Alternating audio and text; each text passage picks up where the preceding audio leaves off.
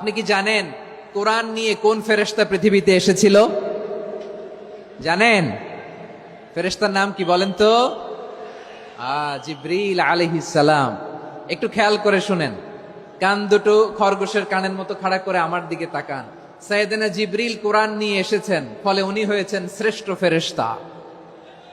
বিশ্ব নবীর উপর কোরআন নাজিল হয়েছে, তাই তিনি হয়েছেন শ্রেষ্ঠ নবী। রমাদানে কোরআন নাজিল হয়েছে, তাই রমাদান হয়েছে শ্রেষ্ঠ মাস। কদরের রাতে কোরআন নাজিল হয়েছে, তাই কদর হয়েছে শ্রেষ্ঠ রাত।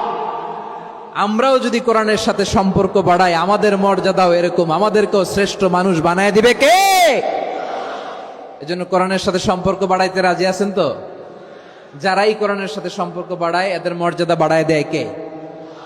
দেখবেন আমাদের হাফেজে কোরআন, তারা ইন্টারন্যাশনাল কোরআন কম্পিটিশনে যে গোটা বিশ্বকে পেছনে ফেলে প্রথম পুরস্কার নিয়ে আসে।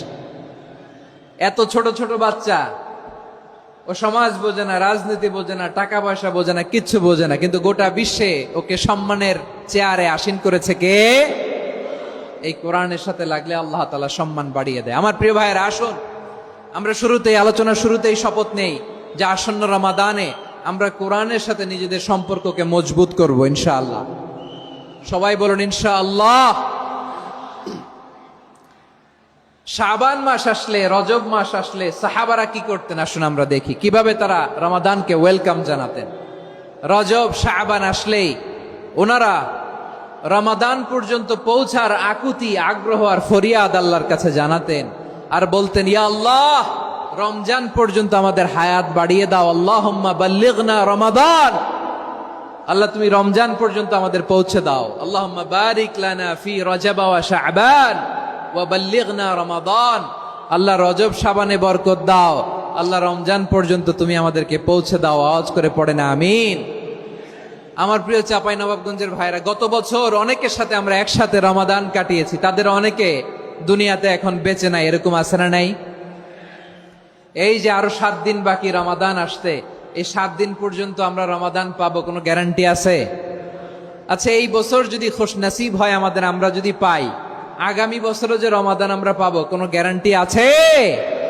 তাহলে আসুন আমরা ভেবে নেই, হতে পারে this Ramadan could be the last and final Ramadan in our life. হতে পারে এই রমাদানই হতে পারে আমার জীবনের শেষ রমাদান। ঠিক কিনা বলেন?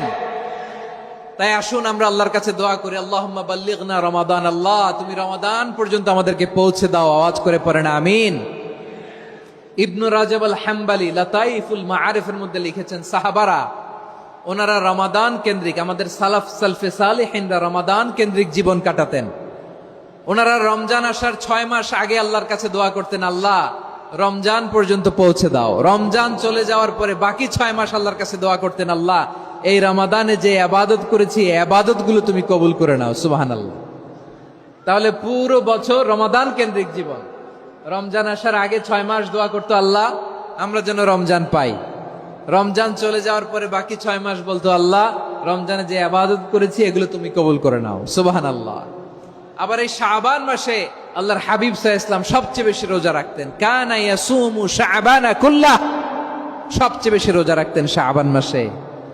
ওয়া কানা ইয়াসুমু শাবানা ইল্লা কলিলা, শাবানের অল্প কয়েকদিন ছাড়া পুরো শাবানটাই বিশ্বনবী রোজা রাখতেন। সুবহানাল্লাহ পড়েন। এই শাবানে আপনারা রোজা রাখছেন তো? রাখছেন? আল্লাহ তুমি কবুল করো, আমরা সবাই পড়ি আমিন। মাইকের সাউন্ডটা একটু উইক মনে হচ্ছে, একটু স্ট্রং করতে হবে সামান্য।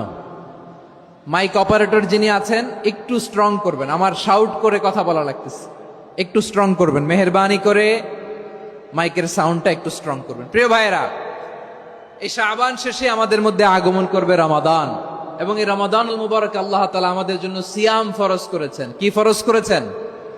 তিনি সূরাতুল বাকারার 183 নম্বর আয়াতে ইরশাদ করছেন, রাব্বুল আলামিন বলেন, ইয়া আইয়ুহাল্লাযীনা আমানু কুতিবা আলাইকুমুস সিয়ামু কামা কুতিবা আলাল্লাযীনা মিন ক্বাবলিকুম লাআল্লাকুম তাত্তাকুন। আল্লাহ বলেন, ও বিশ্বাসীরা শোনো শোনো, তোমাদের জন্য সিয়ামকে ফরজ করা হয়েছে, ঠিক যেমন ভাবে তোমাদের পূর্ববর্তী উম্মতদের উপরও সিয়ামকে ফরজ করা হয়েছিল। লাআল্লাকুম তাত্তাকুন, যাতে করে তোমরা সবাই মুত্তাকি হতে পারো। সুবহানাল্লাহ বলেন। যাতে করে তোমরা আল্লাহ সচেতন হতে পারো। তাহলে সিয়ামকে, এই সামনে যে রমাদান আসতেছে আমার প্রিয় ভাইয়েরা, এই পুরো রমাদান ব্যাপী সিয়াম সাধন করা, সিয়াম পালন করাকে আমাদের জন্য ফরজ করে দিয়েছে কে? রমাদানের রোজা রাখার নফল নাকি? রমাদানে সিয়াম পালন করা কি নফল? সুন্নাত? তাহলে কি ফরজ? আওয়াজ করে বলেন, রমাদানের রোজা রাখা কি ফরজ? এটা শুধু আমাদের উপরই ফরজ না, আমাদের আগে যত জাতিগোষ্ঠী এই পৃথিবীতে এসছে সবার উপরে সিয়াম পালনকে ফরজ করেছে কে? সবার উপরে আল্লাহ তাআলা সিয়াম পালনকে ফরজ করেছিলেন। তবে ধরনটা ভিন্ন ছিল, এক এক জাতিগোষ্ঠীর জন্য এক এক ধরনের ছিল। আমাদের জন্য সিয়াম ফরজ টানা 1 মাস 30 দিন বা 29 দিন। কোন কোন উম্মতের উপর 30 দিন না, মাত্র 3টা রোজা ফরজ ছিল। কয়টা? আওয়াজ করে বলেন। আপনাদের কি মনোযোগ আছে না গেছে? মনোযোগ আছে? তাকবীর পড়েন তো, লিল্লাহে তাকবীর। আমাদের 1 মাস সিয়াম ফরজ। পূর্ববর্তী অনেক উম্মতের উপর 1 মাস ছিল না, 3টা ফরজ ছিল। কয়টা? প্রতি মাসের 13, 14, 15 ফরজ ছিল তাদের জন্য। কারো জন্য শুধু একটা, আশুরার রোজা। কোন কোন উম্মতের জন্য 10টা।